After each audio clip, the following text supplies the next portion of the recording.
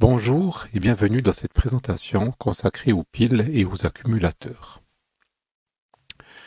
Dans les caractéristiques techniques importantes pour ces éléments, tout d'abord, il y a la tension nominale. C'est la tension qui est marquée sur la pile, les 1,5 volts pour une pile AA par exemple. Ensuite, une notion qui n'est pas du tout indiquée sur les piles, qui est la notion de capacité, que nous allons détailler par la suite. La caractéristique de décharge est aussi quelque chose d'important. Nous en verrons également quelques exemples. Puis, pour terminer, nous verrons les différentes méthodes de recharge des accumulateurs. Dans tous les cas, même si les piles et les accumulateurs sont des éléments d'usage courant, c'est des éléments qui peuvent présenter un certain danger. En effet, sur une pile 9 volts, le courant de court-circuit est de l'ordre de 4 à 5 ampères, ce qui fait une puissance d'environ 50 watts dans le petit volume de la pile. Si on imagine combien chauffe une ampoule à incandescence de 50 watts, on imagine l'effet que ces 50 watts peuvent faire dans le volume d'une pile 9 volts.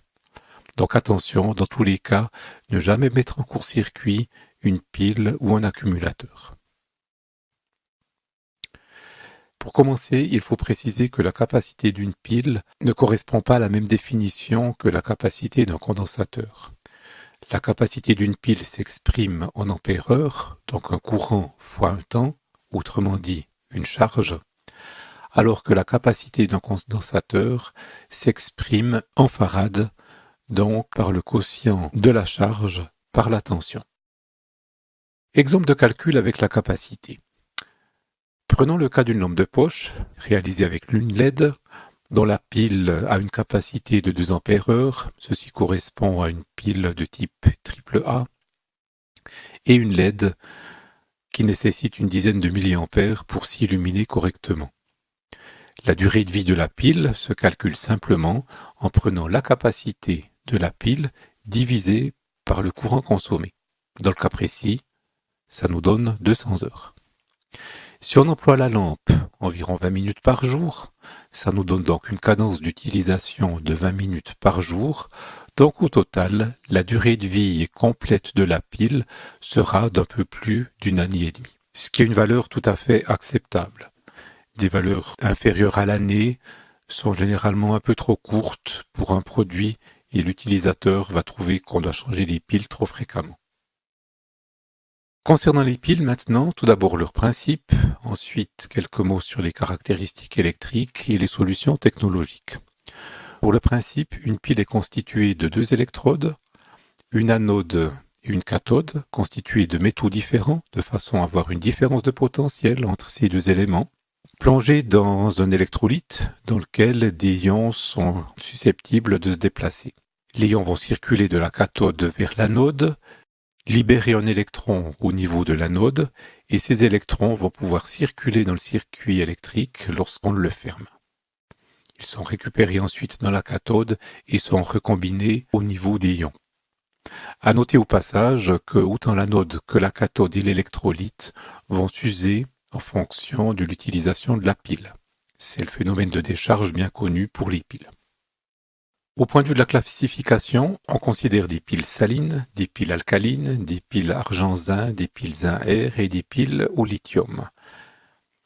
De façon globale, les piles qu'on appelle de système aqueux, qui concernent les salines, les alcalines, les argent-zinc et les zinc-air, ont des tensions proches d'1,5 volts et l'énergie par unité de masse ou l'énergie par unité de volume varie énormément en fonction de la technologie. On constate par exemple qu'une pile saline a une énergie par unité de masse environ moitié d'une pile alcaline. Ce qui explique d'ailleurs pourquoi ces éléments, ces piles salines, sont de moins en moins utilisés actuellement.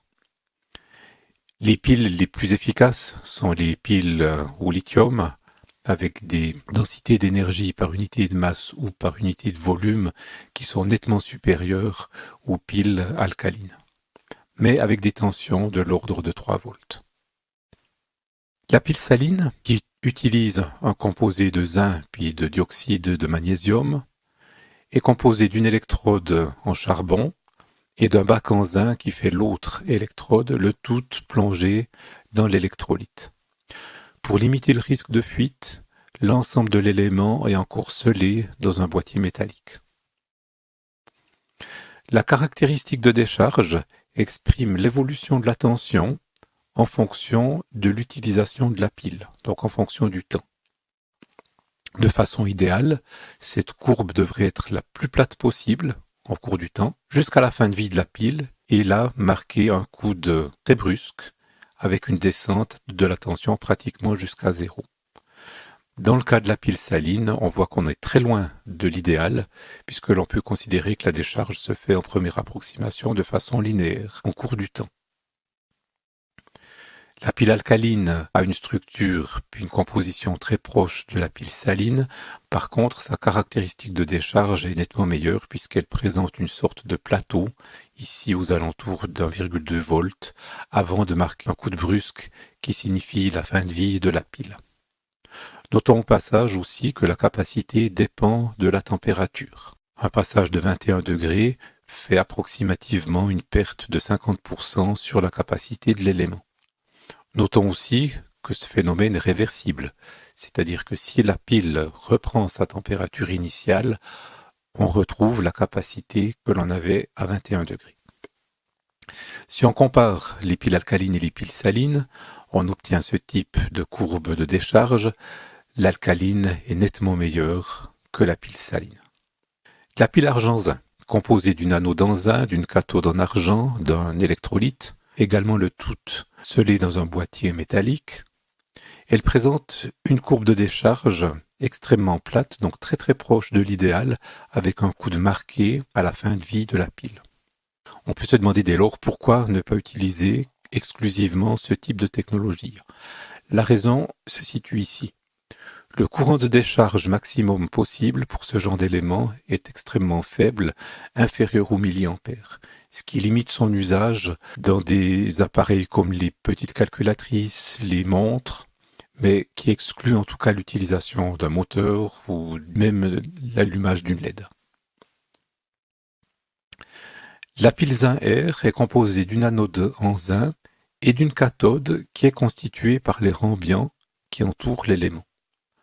Ce qui fait qu'en quelque sorte, quand on calcule l'énergie massique et l'énergie volumique, on triche, puisque l'on ne tient pas compte du volume d'air présent sous la pile et nécessaire à son bon fonctionnement. Ce genre d'élément est beaucoup utilisé dans le domaine médical, notamment tout ce qui concerne les prothèses auditives, puisque pour des raisons évidentes, c'est des dispositifs qui ne fonctionnent que en présence d'air. Elles sont relativement petites, donc elles présentent une bonne quantité d'énergie sous un faible volume, ce qui est évidemment très favorable pour des appareils auditifs. Sa caractéristique de décharge est un peu moins bonne que celle de l'argent-zinc, mais reste tout à fait acceptable. Les piles lithium présentent une grande énergie volumique, une grande énergie massique, une tension relativement élevée, ce qui peut être un désavantage dans certains cas, une faible autodécharge, c'est-à-dire une grande période de stockage par rapport aux alcalines. L'autodécharge chiffre le fait que la pile va se décharger elle-même, même si on ne la connecte pas sur un circuit électrique. Donc elle s'use naturellement. La pile lithium a une courbe de décharge relativement plate et une capacité peu dépendante du courant de décharge, ce que l'on va voir en détail maintenant. La pile alcaline, dessinée en gris ici, présente une capacité qui varie en fonction du courant consommé. Pour illustrer ceci, si on prend l'exemple d'une voiture, plus précisément du réservoir de la voiture qui correspondrait à la capacité de la pile, on aurait un réservoir de grand volume si on a une conduite économique. Par contre, le volume du réservoir baisse énormément si on adopte une conduite plus sportive, ce qui va évidemment à l'inverse de ce qu'on souhaiterait. Les piles au lithium, par contre, présentent légèrement ce phénomène, mais de façon nettement moins marquée que la pile alcaline. En ce qui concerne la décharge ici également, la courbe de décharge est relativement favorable pour la lithium par rapport à l'alcaline. Concernant la désignation des piles, on trouve sur les boîtiers des piles différents symboles composés de lettres et de chiffres. Par exemple, LR6 signifie une pile alcaline, le L désignant la technologie alcaline. R désigne le boîtier de type cylindrique. Et 6, un chiffre pour définir la normalisation du boîtier, dans le cas précis 14,5 mm de diamètre par 50,5 mm de haut, ce qui correspond à une pile de type AAA. Un autre exemple, une pile CR1220, la première lettre correspond à la technologie, dans le cas précis C correspond au lithium, R toujours pour indiquer un boîtier cylindrique, et dans le cas d'un code à 4 chiffres, les deux premiers chiffres désignent le diamètre en millimètres, les deux derniers chiffres la hauteur en dixièmes de millimètre. Si on a un assemblage d'éléments, par exemple 6 éléments de 1,5 volts pour faire une pile de 9 volts, on l'indique avec le chiffre 6, suivi des autres indications. Dans le cas précis, 6 pour dire 6 éléments. L'absence de lettres précédant le F signifie que c'est une pile alcaline. Le F signifie que c'est un boîtier plat. 22, un boîtier normalisé de ces dimensions ici. Par contre, le fabricant peut très bien choisir de ne pas utiliser des éléments plats, mais des éléments cylindriques pour faire son assemblage de 6 éléments. Et on trouve également des piles 9 volts avec la notation 6R61. Actuellement, d'ailleurs, les piles 9 volts se trouvent généralement avec les deux désignations 6F22 ou 6R61. Les accumulateurs. On trouve des accumulateurs au plomb, nickel métal-hydrure ou plus communément NiMH, des accumulateurs au lithium-ion ou au lithium polymère. L'accumulateur au plomb est celui qu'on connaît habituellement dans nos voitures, qui est constitué de deux électrodes, une en oxyde de plomb qui correspond à la cathode et l'autre en plomb qui correspond à l'anode, le tout baignant dans une solution d'acide sulfurique. Lors de la décharge, l'oxyde de plomb va se dissoudre dans l'acide sulfurique en produisant de l'eau et des électrons, et lors de la recharge, c'est l'opération inverse. Les applications de l'accumulateur au plomb sont les suivantes, la batterie de démarrage qu'on connaît donc sur nos voitures, les batteries de traction utilisées pour les petits véhicules électriques, dans les gares, dans les magasins, etc. Et les batteries stationnaires qui, elles, sont utilisées pour fournir de l'électricité pendant un court laps de temps. Si on prend l'exemple d'une salle d'opération dans un hôpital, il est évident qu'on a besoin en permanence d'électricité. La moindre coupure peut être fatale. On a bien sûr des groupes électrogènes qui permettent de fournir de l'électricité en cas de coupure de courant. Par contre, ces groupes électrogènes prennent environ 1 minute avant d'être fonctionnels. Donc pendant le laps de temps entre le début de la coupure et le groupe électrogène qui est opérationnel, on utilise des batteries qui vont fournir l'électricité nécessaire pendant environ 1 minute. C'est ce qu'on appelle ces batteries stationnaires. Au point de vue de la décharge, l'accumulateur au plomb a une décharge relativement idéale, donc une décharge de type plate avec un coude relativement marqué. Autre type d'accumulateur, les NiMH, qui se présentent comme des piles, à la différence près que la tension est légèrement plus faible, puisqu'on a ici 1,2 volts contre 1,5 environ pour une pile alcaline. La décharge également relativement plate. En parlant de l'accumulateur NiMH, il faut parler de l'effet mémoire, préciser ce qu'on entend par là et préciser surtout dans quel contexte cet effet mémoire existe. En effet, il y a plusieurs légendes qui circulent encore de nos jours concernant l'effet mémoire sur certains accumulateurs qui ne présentent absolument pas ce phénomène. L'effet mémoire est causé par une longue surcharge ou, plus généralement, par des décharges partielles répétitives. Supposons que nous déchargeons un accumulateur seulement de 20% de sa capacité totale, c'est-à-dire qu'on le laisse en permanence chargé, soit complètement ou au pire à 80% de sa charge complète. Si on répète l'opération fréquemment, l'accumulateur, pour finir, va pouvoir fournir que les fameux 20% qu'on a utilisés. Autrement dit, c'est comme si la capacité avait passé de 100% à seulement 20%. Ou dit autrement, comme si l'accumulateur se souvenait qu'on utilise seulement 20% de sa capacité, d'où le terme d'effet mémoire. C'est évidemment quelque chose de négatif. Heureusement, sur les accumulateurs NiMH, c'est quelque chose qui est réversible, puisqu'il suffit de faire une à deux décharges profondes suivies d'une recharge pour régénérer l'accumulateur. Ce qui n'était pas le cas sur les anciens accumulateurs au cadmium-nickel, qui sont pratiquement plus en vente actuellement pour des raisons de protection de l'environnement. Par contre, les autres accumulateurs, ceux au plomb, ceux au lithium, ne présentent absolument pas cet effet mémoire. Il est donc totalement inutile de décharger complètement l'accumulateur d'un téléphone ou d'un PC pour éviter cet effet mémoire. Donc on peut recharger n'importe quand, ça présente absolument aucun inconvénient pour l'accumulateur.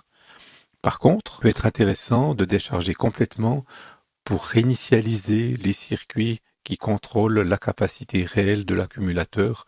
On le verra à la fin.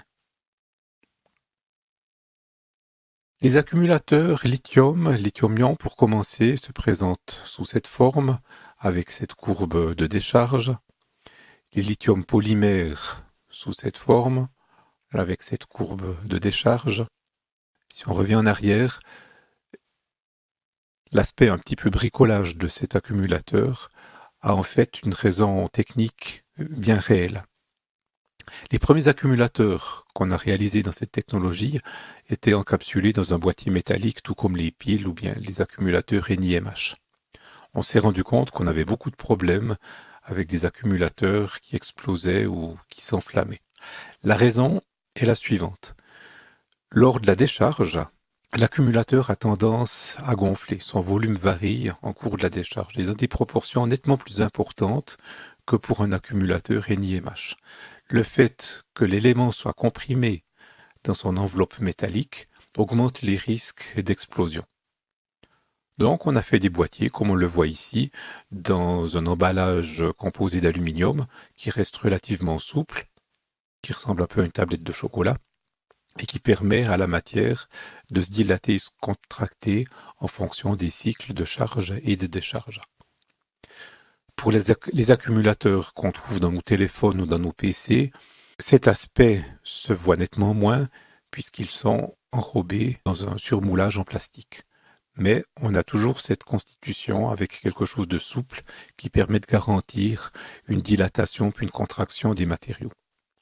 En ce qui concerne la charge, ces accumulateurs au lithium sont très sensibles à la surcharge, ils sont très sensibles aux impuretés, c'est-à-dire à la technologie qu'on va employer pour les réaliser, et ils risquent d'exploser ou de s'enflammer si les conditions de charge ne sont pas respectées, si on les met en court-circuit, si on endommage la cellule, et si la technologie utilisée pour les réaliser n'est pas une bonne technologie.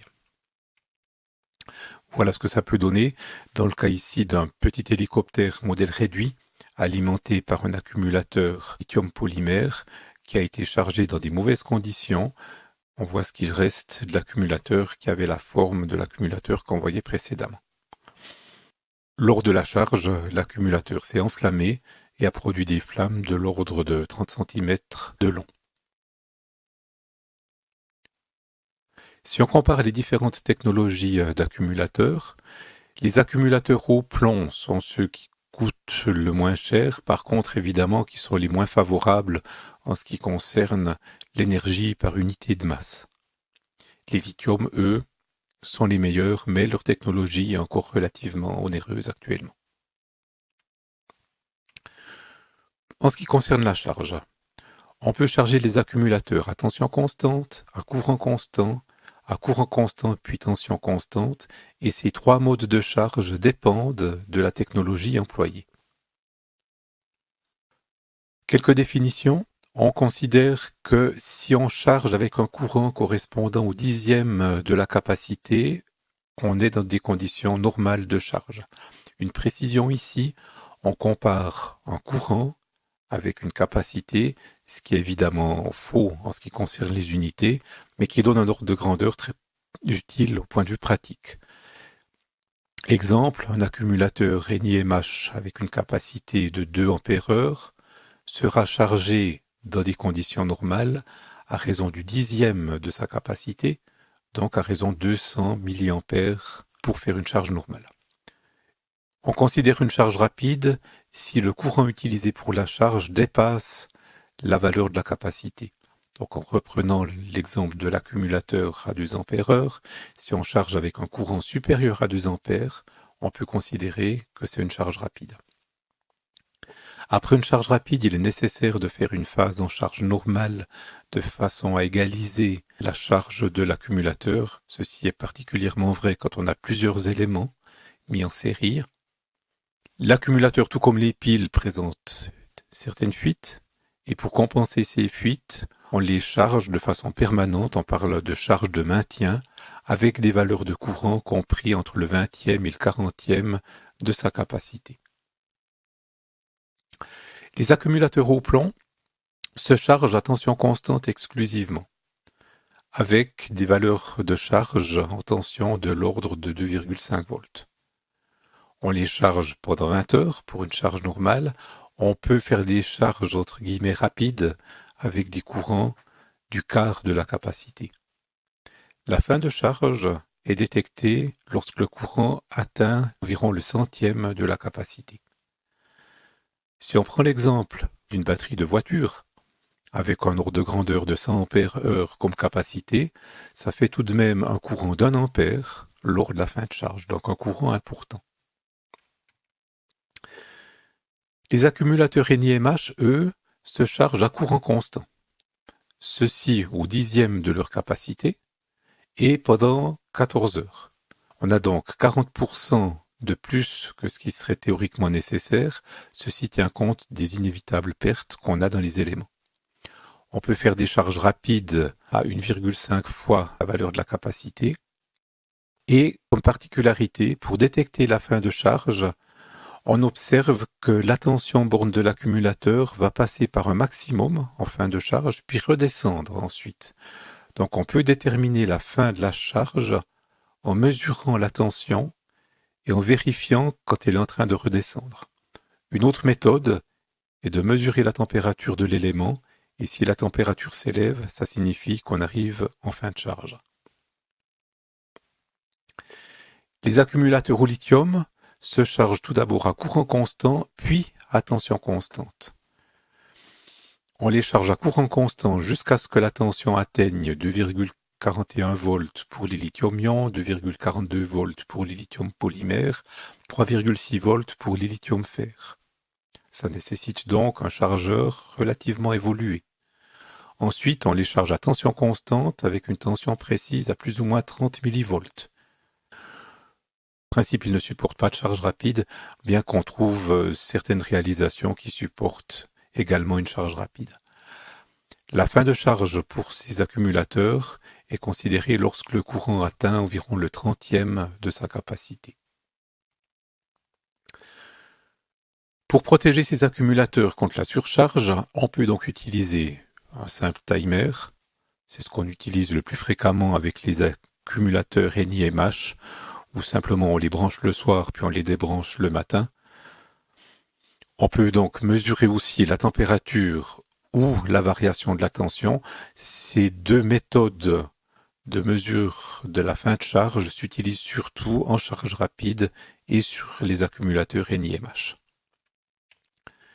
Les lithium-ion et lithium polymères sont donc sensibles à la surcharge, à la surtension en charge, à la surintensité en charge, à la décharge profonde, c'est-à-dire lorsqu'on descend trop bas la tension lors de la décharge, à la surintensité en décharge, et dans tous les cas, ces 5 points ici présentent un danger d'explosion ou d'ignition de l'élément.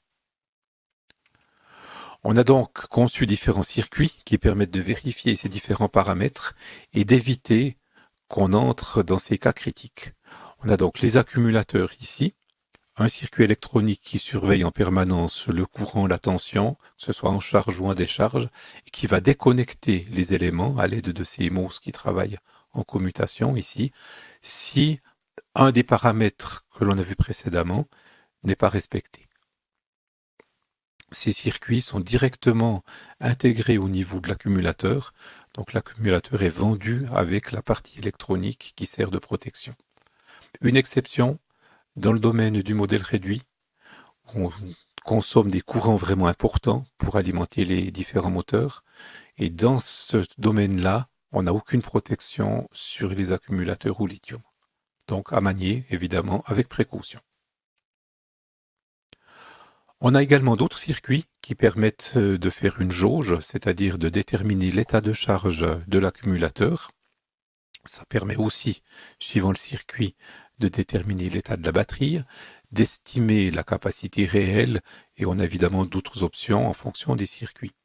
C'est ce qu'on trouve sur nos PC, sur nos téléphones, qui permet à la machine de nous signaler qu'il nous reste 20% de batterie avant que la machine s'éteigne. Quelque chose d'intéressant, notamment dans le domaine du PC, c'est que le circuit est capable de mesurer la capacité réelle de la batterie, c'est-à-dire lors d'une décharge complète, le circuit va calculer le courant qui a été réellement fourni, faire la somme du courant et déterminer ainsi la capacité réelle de la batterie. C'est ce qui permet sur un PC que lorsqu'on le reçoit, on a des autonomies de l'ordre de 3 heures sans trop de difficultés, alors qu'au bout de quelques années, malheureusement, l'autonomie a baissé à 1 heure, voire moins. Et à chaque fois, l'indicateur de charge dit que la batterie est chargée à 100%, mais au bout d'un certain temps, le système nous informe qu'il nous reste plus que 20 minutes d'utilisation avant de devoir recharger la batterie. Un dernier point, puisqu'on parle des PC, ce qui pose un problème pour les accumulateurs, notamment les lithium-ion, c'est la température élevée. Et malheureusement, sur un PC, il est difficile de mettre l'accumulateur à un endroit où le PC ne chauffe pas. Donc le fait d'utiliser l'accumulateur dans le PC qui chauffe réduit de façon importante la durée de vie de l'accu. La meilleure solution serait de retirer l'accumulateur lorsqu'on travaille alimenté sur secteur et de remettre l'accumulateur lorsqu'on veut travailler sur accumulateur. C'est évidemment pas du tout pratique. Voilà un exemple de circuit qui permet de surveiller l'état de charge et l'état complet de la batterie. Pour terminer, quelques exemples d'accidents qui peuvent se produire avec des batteries lithium-ion. On a pris des éléments relativement importants en termes de capacité, puisqu'ils ont 4,4 ampères-heure, qu'on a mis en court-circuit. Toutes les protections ont été supprimées. Puis vous allez voir sur les 2 vidéos qui suivent l'effet que produit cette mise en court-circuit. Mais avant, précisez une chose, les autres sources, que ce soit les piles alcalines, que ce soit les accumulateurs NiMH, peuvent aussi s'enflammer. Simplement, l'effet est un peu moins violent que dans le cas du lithium, puisque le lithium est un corps qui a la propriété de s'enflammer spontanément au contact avec l'oxygène. L'ignition est donc nettement plus spectaculaire sur un lithium que sur un NiMH.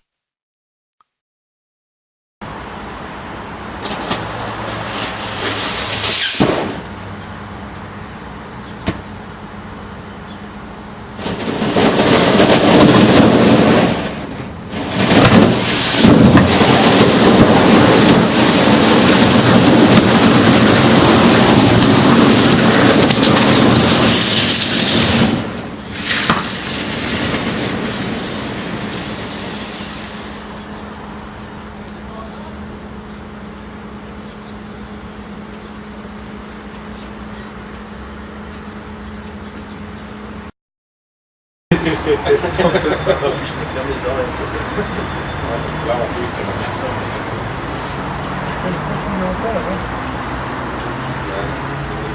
Surtout que là, ça va bien ça.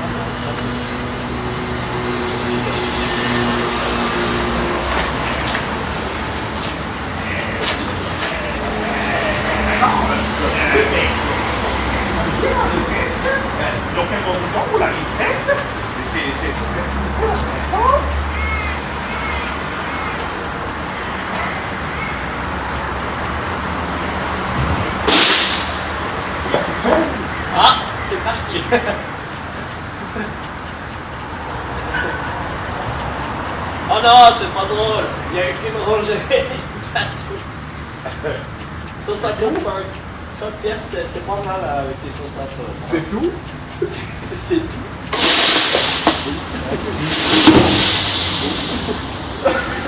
Oh. Ouais, t'as mal tourné la batterie là.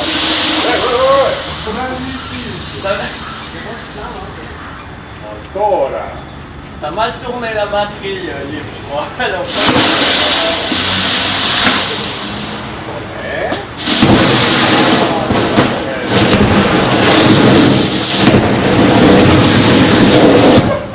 bon, comme elle s'est retournée.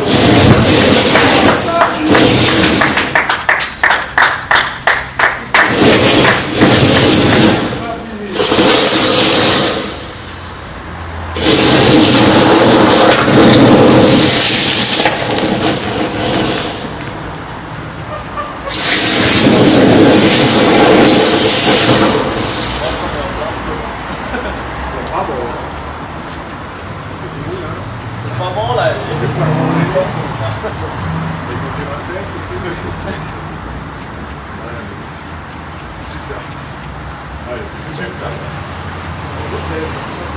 Mais là, c'est la longueur. Oh, moi je pensais que ça allait faire. À un moment que je l'ai vu, ça tournait, je me suis dit. Quelle heure? 2h15. Ah, regarde ça.